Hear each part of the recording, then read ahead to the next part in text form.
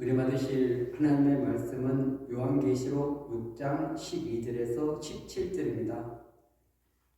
내가 보니 여섯째 인을 떼실 때에 큰 지진이 나며 해가 거뭇들로 짠 상복같이 검어지고 달은 온통 피같이 되며 하늘의 별들이 무화과 나무가 대풍에 흔들려 설익은 열매가 떨어지는 것 같이 땅에 떨어지며 하늘은 두루마리가 말린 것 같이 떠나가고 각 산과 섬이 제 자리에서 옮겨지매 땅의 임금들과 왕족들과 장군들과 부자들과 강한 자들과 모든 종과 자유인이 굴과 산들의 바위 틈에 숨어 산들과 바위에게 말하되 우리 위에 떨어져 보좌에 앉으신 여 얼굴에서와 그 어린 양의 진노에서 우리를 가르라. 그들의 진노의 큰 날이 이르렀으니 누가 득이 서리요 하더라. 아멘. 할렐루야. 오늘도 그리스도 예수 안에서 좋은 일이 일어날 줄 믿습니다. 요한계시록 6장 12절에서 17절 말씀을 근거해서 어린 양의 진노의 큰 날에 누가 서리요, 이런 제목으로 함께 은혜 나눔 시작을 갖도록 하겠습니다. 아멘. 요한계시록 6장에는 첫째 인에서 여섯째 인까지 떼어지는 내용들이 나와 있습니다. 인재앙은 그 재앙의 총론을 말하고 있는 것입니다. 그래서 전체적인 이 부분을 여기에 함축하고 있는 것입니다. 그래서 2절에 보면 흰말은 활을 가졌고 면류관을 받고 나아가서 이기고 또 이기러 가더라. 이 부분은 활을 가졌는데 그리고 거기 화살이 없는 것입니다. 그것은 무엇을 말하고 있느냐 하면은 미혹을 말하고 있는 것입니다. 진리를 왜곡시키는 것을 말하고 있는 것입니다. 그래서 구약도 그렇지만 이 신약의 초대교회도 수많은 그런 미혹의 역사가 일어났던 것입니다. 진리를 왜곡시켜서 그 수많은 사람들이 잘못된 길로 걸어가게 만드는 그런 사상인 것입니다. 왜냐하면 진리가 있으면 반드시 비진리가 있는 것입니다. 오늘날 이 성경 해석도 그 본문 그리고 앞장 뒷장 그리고 그 성경 전체적인 이 맥락 안에서 풀어야 되는데 정상적으로 풀지 않으면 이상한 해석이 나올 수밖에 없습니다. 그래서 미혹의 역사가 너무나 크다는 것입니다. 똑같은 본문을 가지고도 그 본문이 말하고 있는 그 의도대로가 아니라 그래서 수많은 다르게 해석하는 이런 부분들이 있기 때문에 우리가 그런 부분들을 경계를 해야 됩니다. 그리고 지금 이 시대는 요한계시록이 많이 열렸는데 전부 다 제각각인 것입니다. 그래서 너무나 많이 이런 해석의 오류를 많이 범하고 있기 때문에 우리는 본문을 읽고 많은 시간 하나님 앞에 묵상을 해야 됩니다. 그러면서 진짜 하나님 주시는 그 의도, 뜻, 목표 이런 것을 바르게 이해해야 되는 것입니다. 요한계시록 1장에 보면은 이 예언의 말씀을 읽는 자와 듣는 자와 그 가운데 기록한 것을 지키는 자는 복이 있나니 때가 가까움이니라. 아멘. 그래서 이 말씀을 읽는 자, 듣는 자, 또 지키는 자, 그때 당시에는 이 말씀이 두루마리에 이렇게 적혀져 있었습니다. 그러니까 고가이기 때문에 아무나 소장할 수가 없습니다. 그리고 그것을 또 낭독해줘야만이 읽어줘야만이 그것을 또 알 수 있고 그 말씀을 들었다고 그 말씀을 실천하지 않는다면 그것은 무용지물이 되고 마는 것입니다. 여러분 이 시대에 그 말씀을 따라서 살아가는 사람이 얼마나 되겠습니까? 너무나 적다는 것을 알 수 있습니다. 그래서 순종하고 지키는 자들이 복이 있다 말씀하고 있는 줄 믿습니다. 이 말씀은 먹었을 때는 답니다. 그러나 이 배에 들어가면 쓰다고 말하는 이유가 어디가 있냐 그러면 말씀을 들을 때는 복음을 들을 때는 달콤한 것 같습니다. 그러나 그 말씀을 내 삶 속에 적용하기는 굉장히 힘들고 버겁고 어렵다는 것을 알 수가 있습니다. 왜냐하면 포기해야 될 것들이 많이 있기 때문에 내 자아가 죽어야 되기 때문에 그런 부분에 있어서 많은 분들이 그냥 듣고 살아가는 것입니다. 말씀 따로 내 삶 따로 성경은 그렇게 주어진 책이 아닌 것입니다. 그 말씀이 우리 삶 속에서 육신을 입고 구현되어지는 그것이 삶을 통해서 나타나기를 원해서 이 말씀을 주신 줄로 믿습니다.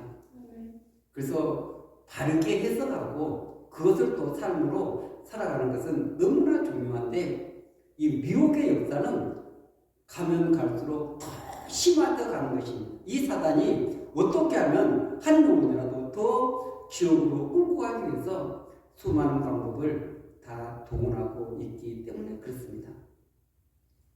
그리고 이 두 번째 이는 3절에 나오는데 다른 붉은 말이 나오더라. 그리고 땅에서 화평을 제하여 버리며 서로 죽이게 하고 또 큰 칼을 받았더라. 이것은 전쟁을 말하고 있는 것입니다. 전쟁에는 수많은 인명피해가 일어나는 것입니다.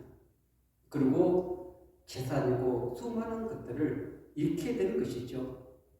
지금도 세계 도처에서 얼마나 많은 그런 전쟁의 역사가 있습니까? 우리나라도 예외는 아닌 것입니다.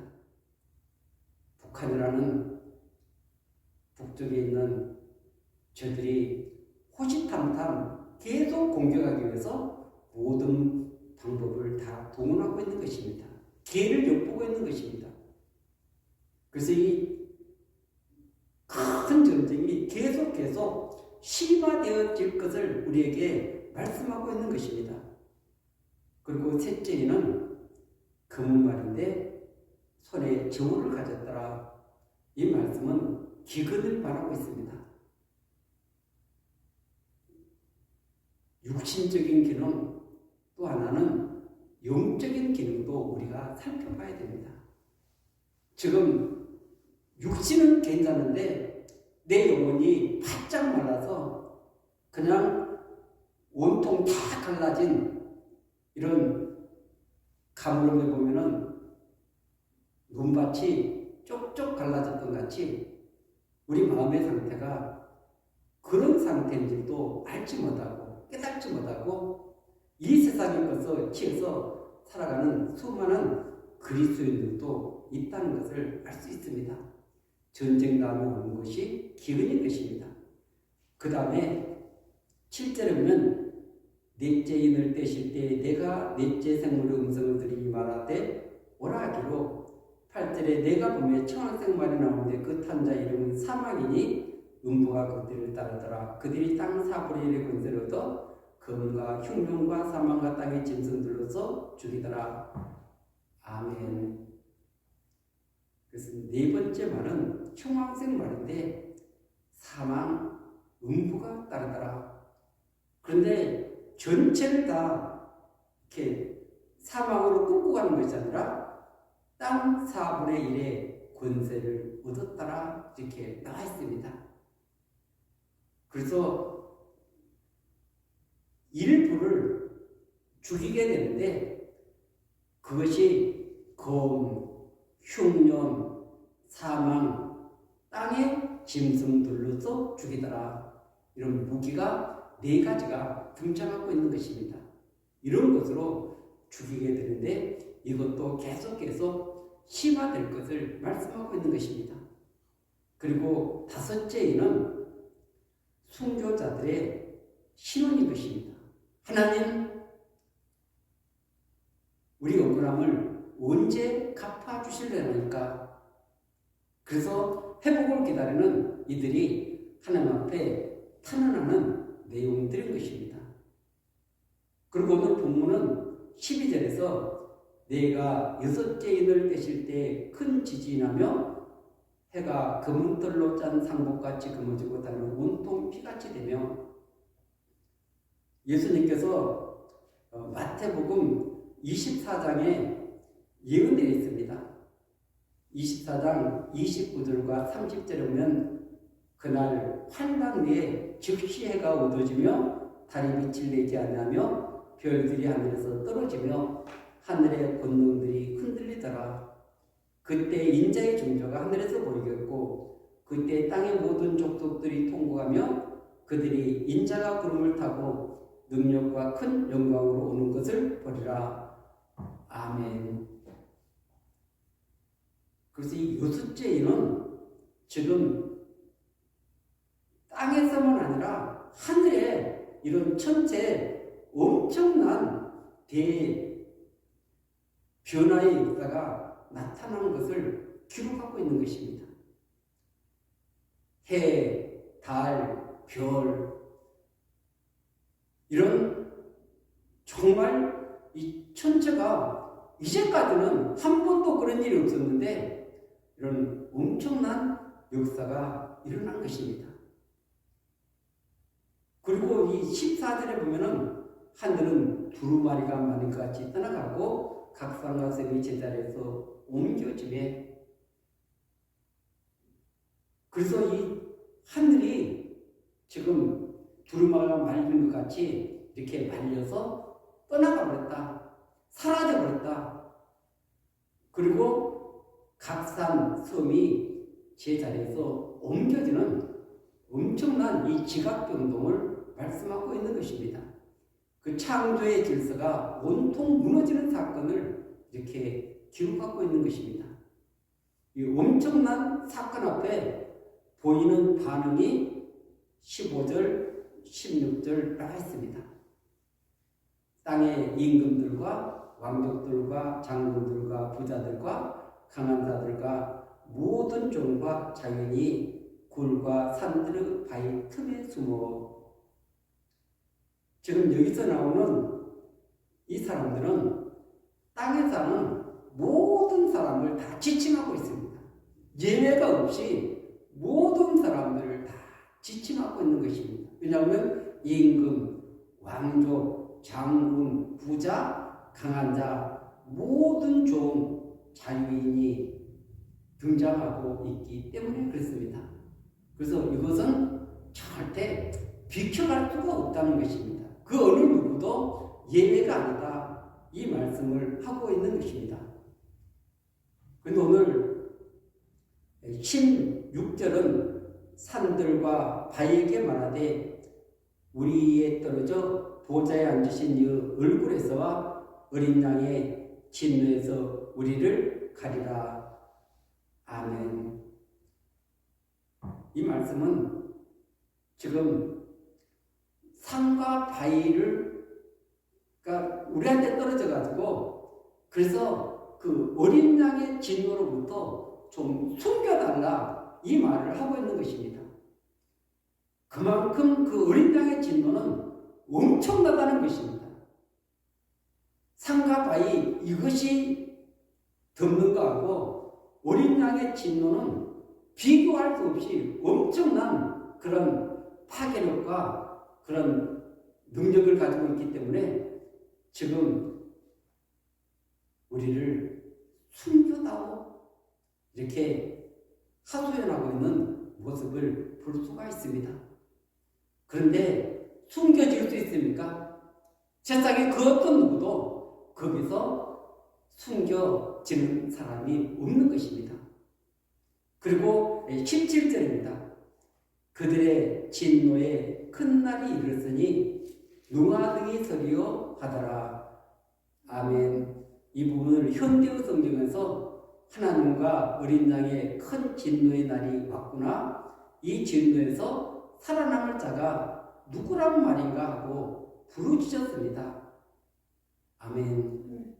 이 진노에서 살아남은 자가 누구란 말인가? 지금 이 장면을 보여주면서 7장이 등장하고 있는 것입니다. 그래서 이 진노에 살아남을 자가 있다. 그 부분을 7장을 14장 이렇게 다 설명하고 있는 것입니다. 여러분, 이런 성경에 이어지는 부분, 그리고 거기에서 나오는 해답, 이런 부분들을 바르게 볼 수 있는 눈이 열려져야 되는 것입니다. 그래서 이 7장에 그 14만 4천을 수많은 사람들이 무슨 유대인이다. 그리고 마지막 때 복음을 전파하는 추수꾼들이다. 이단들은 온통 전부 다 자기들이 14만 4천이다. 이렇게 외치고 있는 것입니다. 그렇게 외친다고 그들이 하나님의 큰 진노에서 숨겨질 수 있을까요? 살아남을 수 있을까요? 아니라는 것을 여러분들이 성경을 읽으면 그것을 알 수 있는 것입니다. 깨달을 수 있는 것입니다. 그래서 주먹구구식으로 우리가 성경을 아는 것이 아니라 진짜 바르게 아는 것이 너무나 중요한 것입니다. 지금 이 7장에서 1절에서 3절까지는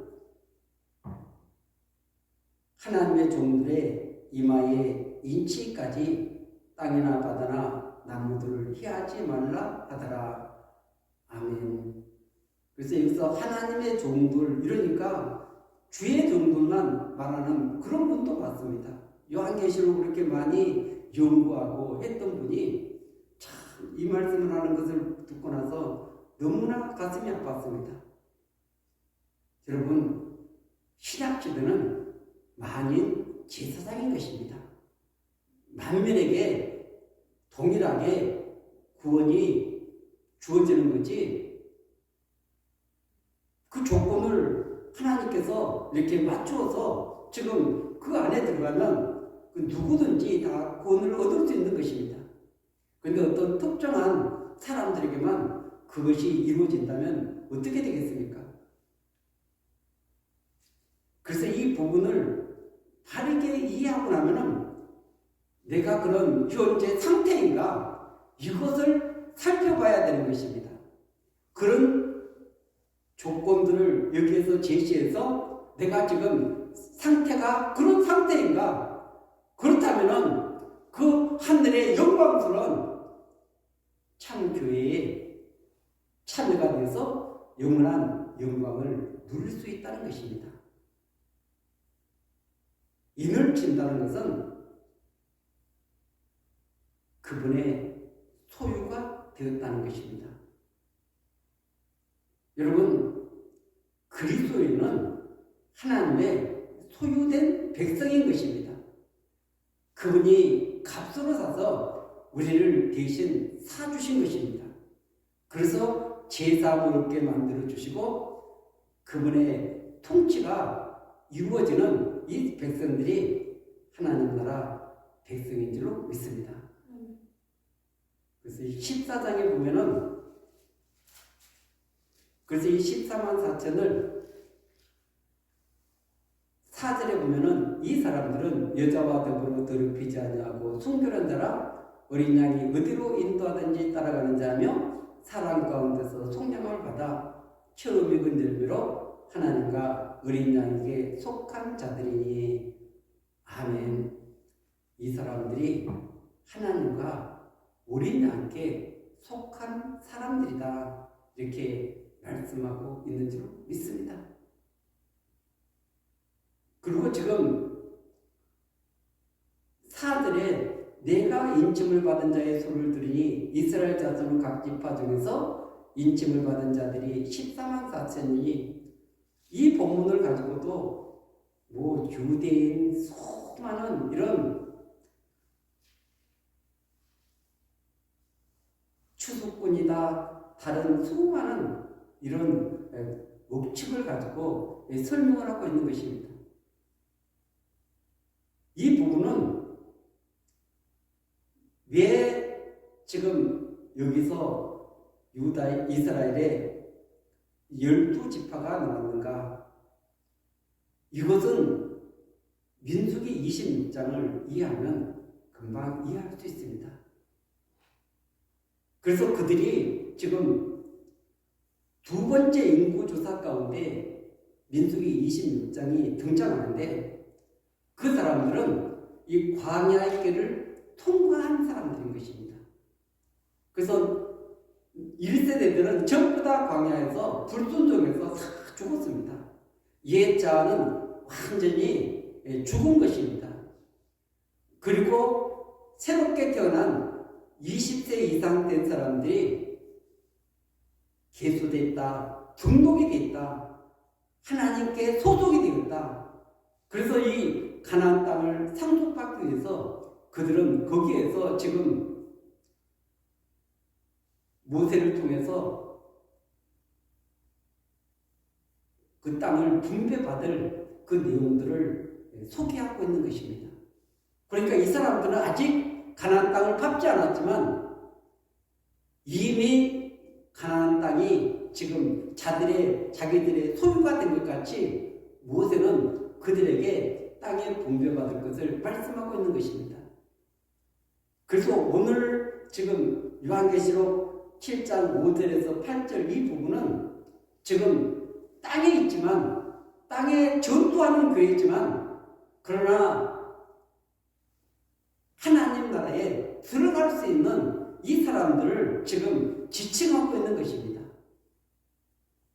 그래서 너희들이 지금 정말 그 도미티안 무수 그 엄청난 그런 박해 앞에서 카타콤으로 들어가고 또 짐승의 가죽옷을 입고 수많은 원형 경기장에서 순교를 당하고 수많은 정말 눈뜨고 볼 수 없는 엄청난 비극들이 일어났지만 너희들의 신분은 이 땅에서 전투하고 있지만 이미 하늘에 영광스러운 그런 존재라는 것을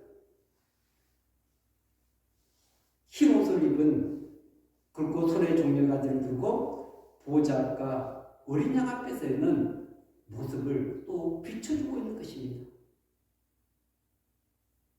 여러분 이 두 부분을 보여주고 있는 것은 이 땅에서는 그 사단과 죄악과 어둠과 수많은 이 영적인 전투가 치열하게 벌어져서 한순간도 경계를 늦추지 않으면 무너질 수밖에 없는 그런 전쟁터인 것입니다. 영적인 싸움이 매 순간마다 매일매일 벌어지고 있는 것이 이 땅의 삶인 줄 믿습니다. 이 땅의 삶 속에서 그리스도와 연합되지 않으면 이 어둠의 권세를 이길 수 없습니다. 저와 여러분들은 그리스도와 연합되어서 나는 하나 되고 나는 죽고 그리스도가 산다. 그래서 그분의 인도를 따를 때 그 제장이 넉넉히 이길 수 있도록 은혜와 능력을 주실 줄로 믿습니다. 내가 싸워서는 질 수밖에 없지만 그 주님이 싸워주시니까 이길 수 있다고 우리에게 말씀하고 있는 것입니다. 그래서 이 요한계시록에서는 이기는 자가 그 나라를 차지한다는 것입니다. 여러분 그 의미를 깊이 새겨봐야 됩니다. 오늘 내가 이 영적인 전쟁에서 승리를 못하고 사단에게 패배하고 죄악에 무너지고 세상 것에 무너지고 이것은 이기는 자가 절대 아니라는 것을 요한계시록 2장 1장에서 3장까지 7개의 교회를 통해서 우리에게 말씀하고 있는 것입니다. 그리고 요한계시록 전체는 이기는 자들에게 그 승리가 보장되어 있다. 그래서 7장 9절에 보면 이 일 후에 내가 보니 각 나라와 족속과 백성과 방언에서 아무도 능히 셀 수 없는 큰 무리가 나와 흰 옷을 입고 손에 종려가들을 들고 보좌과 어린 양 앞에 서서, 그래서 종려가들을 들고 있다는 것은 승리했다는 것입니다. 이미 이들은 세상에서 승리했기 때문에 그 어린 양의 보좌 앞에 유리바닷가 앞에서 그 구원의 은총을 새 노래를 부르고 있는 것입니다. 찬양을 들고 있는 것입니다. 그 영광스러운 모습을 보여주면서 힘을 내, 용기를 내, 담대해. 너희들이 기다리고 있는 일은 엄청난 역사가 기다리고 있기 때문에 그 어떤 것 앞에서도 무릎 꿇지 말고 그 주님의 음성을 듣고 그분의 인도를 따라서 믿음으로 달려가라고 우리에게 말씀하고 있는 줄 믿습니다. 아멘. 그리고 이 사람들이 지금 누구인가 이 부분을 말하고 있는데 14절에 보면은 내가 말하기를 내 주여 당신이 하시나이다 하니 그가 나에게 이르되 이는 큰 환난에서 나오는 자들인데 어린 양의 피에 그것을 씻어 희게 하였느니라.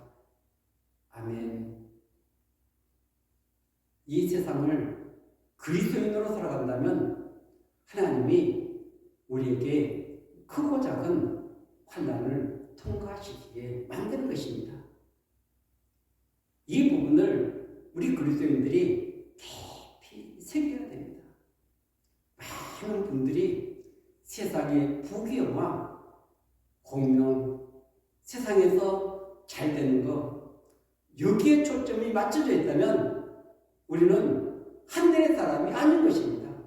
이미 애굽에서 세상에서 벗어난 자들인 것입니다. 물론 이 땅에 살아가고 있습니다. 이 땅에 우리가 발을 붙이고 이 땅 문화 속에서 살아가고 있지만 그리스도인의 정체성은 이 세상의 가치로 살아가는 존재가 아니라는 것입니다. 하나님 나라의 가치로 이 땅을 살아가야 되기 때문에 세상에서 많은 환난, 풍파가 있을 수밖에 없습니다. 그리고 하나님이 우리 옛사람 그 육체의 그 자아 때문에 그것을 깨뜨리기 위해서 우리를 환난 가운데로 집어넣는 것입니다. 욥이 어떤 고백을 했습니까?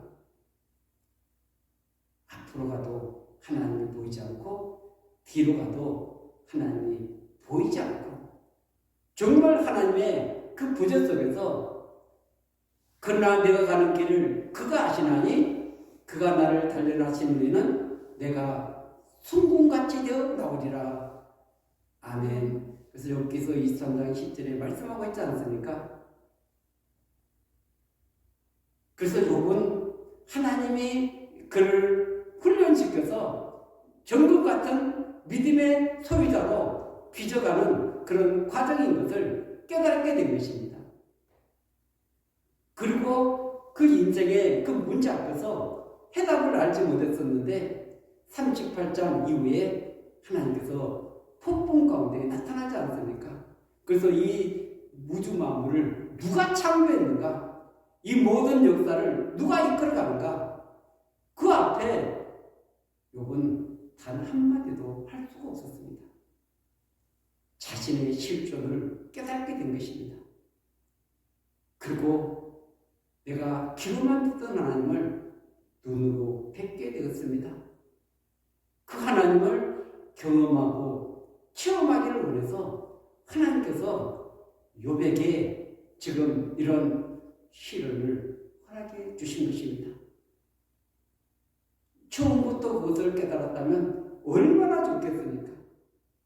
그런데 우리 인생을 환난에서 지나서 놓고 보면은 그것이 하나님의 작품이었구나, 하나님의 계획하심이었구나, 하나님의 인도하심이었구나, 하나님의 역사하심이었구나. 그것을 깨닫게 되는 것입니다. 왜냐하면 하나님은 최고의 걸작품으로 빚어가기 위해서 이런 과정을 허락해 주시는 줄 믿습니다. 이런 과정이 없으면 어떻게 하나님의 그런 최고의 작품으로 빚어줄 수 있겠습니까? 그것을 만들어가는 과정 속에 있기 때문에 우리에게 동행을 요구하시고 거룩을 요구하시고 그리스도를 닮아가라고 말씀하고 계시는 줄로 믿습니다. 그들에게 주어진 이 엄청난 은혜를 15절은 이렇게 기록하고 있습니다. 그러므로 그들이 하나님의 보좌 앞에 있고 아멘. 또 그의 성전에서 밤낮 하나님을 섬김에 아멘. 보좌에 앉으신 이가 그들 위에 장막을 치시리니 아멘. 여러분 성막에 그 안에 내용들이 있는데 밖에 그 장막을 치고 울타를 치면은 그 안에 어떤 것도 들어올 수 없도록 했던 같이 하나님께서 그 사랑하는 백성들을 그렇게 하시겠다는 것입니다. 그리고 17절에 보면 이는 보좌 가운데서 계신 어린 양이 그들의 목자가 되사 생명수샘으로 인도하시고 하나님께서 그들의 눈에서 모든 눈물을 씻어주실 것입니다. 아멘. 보좌 가운데 계신 어린 양 그분이 선한 목자이십니다. 선한 목자가 되실 뿐 아니라 생명수샘으로 인도하신다는 것입니다. 이 세상의 물은 아무리 마셔도 목마른 것입니다. 또 목마른 것입니다. 그러나 이 생명수샘물은 영원히 목마르지 않는 생수를 우리에게 공급하시겠다는 것입니다. 그리고 그들의 눈에서 모든 눈물을 씻어주실 것입니다.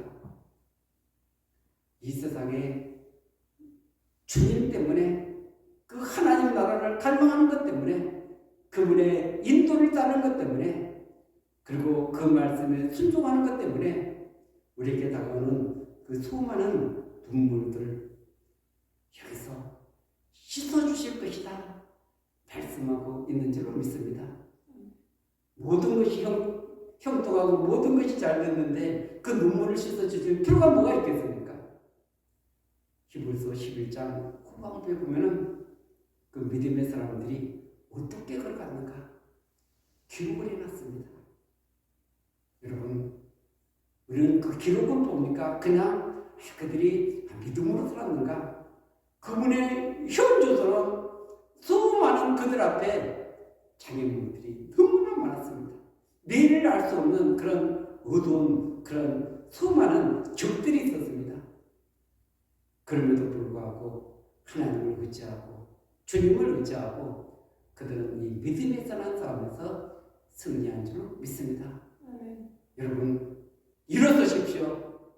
그리고 그 어떤 우리 앞에 있는 이 장애물들은 우리를 무너뜨리기 위해서 오와 있는 것이 아니라 우리를 세우기 위해서 하나님 앞에 서기 위해서 이 진노 가운데서 건지기 위해서 주님은 지금도 일하고 계시는 줄 믿습니다. 예수의 그 십자가 보혈로 씻음을 받고 죄 용서받은 사람들은 반드시 그분의 임재 속에서 그분의 인도하심 속에서 그분의 다스림 속에서 믿음의 길을 달려가야 될 줄 믿습니다. 우리 주님과 함께라면 그 어떤 것도 반드시 승리하게 될 줄 믿습니다. 이 승리의 역사를 꿈꾸며 바라보면서 힘차게 달려가는 믿음의 길을 달려가는 저와 여러분들이 되시기를 예수 그리스도 이름으로 간절히 축원드립니다.